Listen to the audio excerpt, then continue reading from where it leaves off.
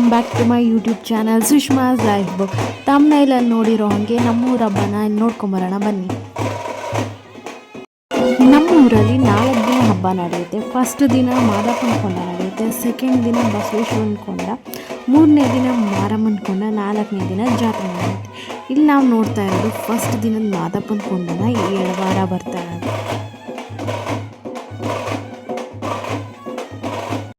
ಎಳವಾರ ಅಂದರೆ ಕೊಂಡಕ್ಕೆ ಬೇಕಾಗಿರೋ ಸೌದೆಯನ್ನು ಎತ್ತಿನ ಗಾಡಿಗೆ ಟ್ರ್ಯಾಕ್ಟರಲ್ಲಿ ತಂದು ಮನೆಗೆ ಪೂಜೆ ತಗೊಳ್ಳೋದು.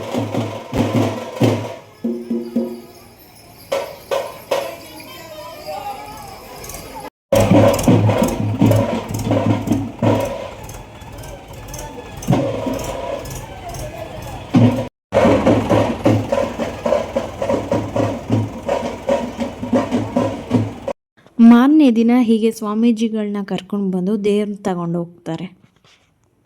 ದೇವ್ರನ್ನ ಕರ್ಕೊಂಡು ಮಡಿ ಬಟ್ಟೆ ಹಾಸ್ಕೊಂಡು ಕೊಂಡದ ಹತ್ರ ಹೋಗ್ತಾರೆ.